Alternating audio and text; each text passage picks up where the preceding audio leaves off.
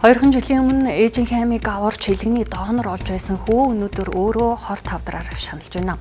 30 настай Цолмон Баатар 6 сарын өмнө цусны цочмог хор тавдраар овчлогдсон. Хэрвээ одоо яаралтай эмчилгээ хийхгүй бол түүнд 3 сарын хугацаа үлджээ.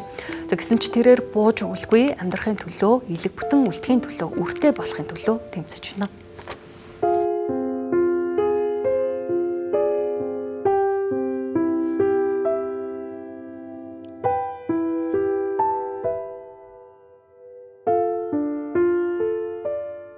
Цолмон Баатар санхүүч мэргэжилтэй, хүсэл мөрөөдөлтэй, карьертэй, амбицтай, хамт олондооч нэр хүндтэй нэгэн байсан.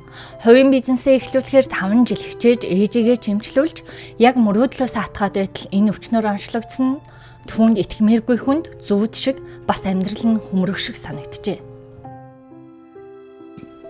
Би амьдралын зорилготой байдаг. Би өмнө бол тэгэд босод хүмүүс шилтэй эхнэр хүүхэдтэй болж бол бади тийм машинтай, тийм байртай, тийм өнгөцг юм их бодож явдаг байсан. Тэгсэн яг одоо ингэ бодохоор бол бас яг амьдрал яг тийм энэ тогтдгүй юм байл. Энэ л халуун дулаан амбул.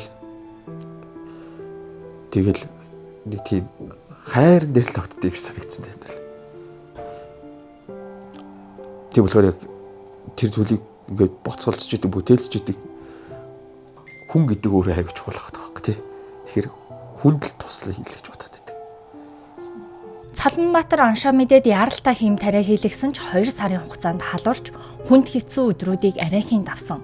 Ээжтэй өгсөн илэг нь бүрэн төлжөөгүй учраас хороо шүүж чадахгүй хүндэрчээ. 2 дахь химийн эмчилгээнд түүний амьдралыг ердөө 3 сараар сунгасан.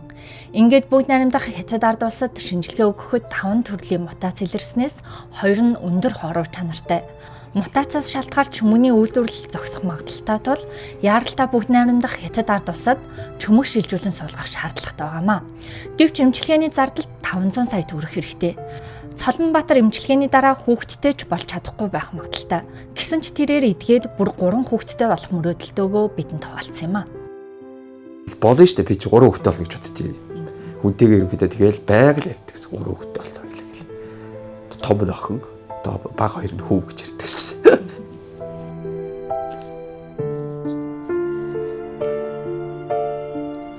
Би яг охиныхоо том охтой бол охтой нэр бодсон байсан. Өрн гэдэг нэртэй гэхэд.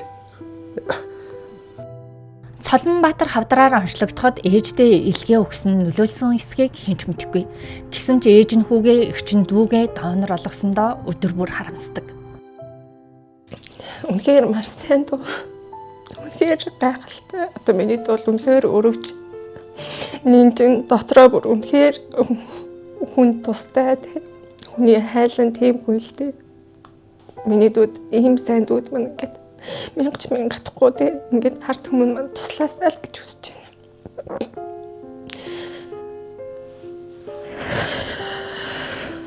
Тэгээд дууд минь амьдрал бэлэглээч. Дүүтэй гоё одоо турсамжуудыг гоё бүтээж өгмөр санагдсан. Сүүлийн үед ер нь бол гэр бүлгээд хүүхдтэй болоод дүүдээ ингээд зарцуулсан одоо цаг хугацаа маш бага юм шиг санагдчихэв. Цолмон Баатар эдгээд хамгийн түрүүнд хүүхдүүдэд тусалж шашны сургуульд сурах хүсэлтэй. Гэр бүлийнх нь түүнийг аврахаар байр машин, газар гээд зарж болох бүхнээ зархаар зар тавьсан.